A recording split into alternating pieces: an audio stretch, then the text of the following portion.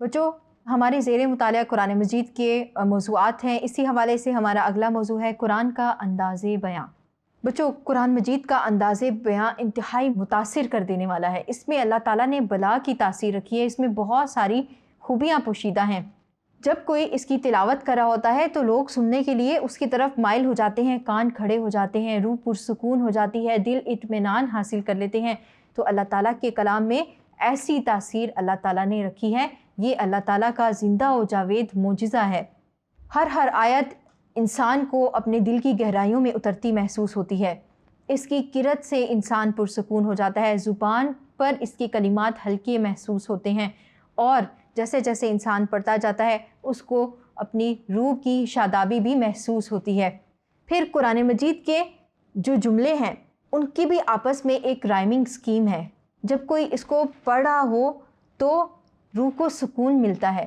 جب لوگ یہ کہتے ہیں نا کہ موسیقی روح کی غذا ہے، تو موسیقی روح کی غذا نہیں ہے، موسیقی بد روح کی غذا ہے۔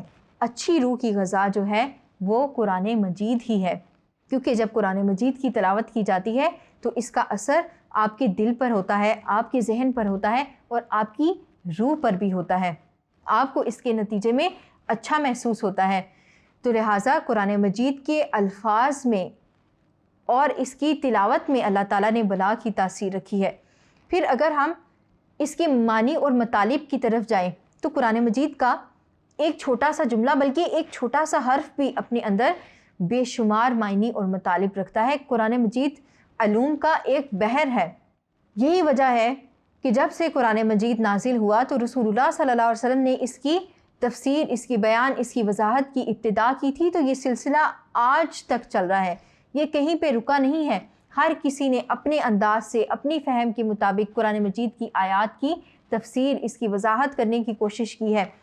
تو کبھی کسی نے اس کو فقہی رنگ میں وضاحت کی، کسی نے اس کی بلاغی رنگ میں وضاحت کی ہے، کسی نے لغوی اعتبار سے اس کی وضاحت کی ہے، تو کسی نے علمی سائنسی اعتبار سے آج کل لوگ اس پہ کام کر رہے ہیں، اس کی تفسیر اور اس کی وضاحت کر رہے ہیں۔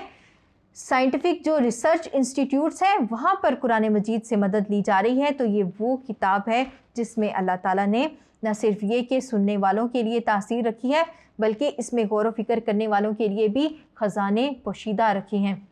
اور یہ ایسی کتاب ہے کہ جو انسان سے براہ راست مخاطب ہوتی ہے، انسان کو مخاطب کر کے اس کو جہالت کے اندھیروں سے نکال کر اس کو ہدایت اور معرفت کے نور میں داخل کر دیتی ہیں۔ اور اس کے ساتھ ساتھ یہ کہ یہ ایسی زبردست کتاب ہے جو خامیوں سے پاک ہے، جس میں تحریف اور تبدیل نہیں ہو سکی۔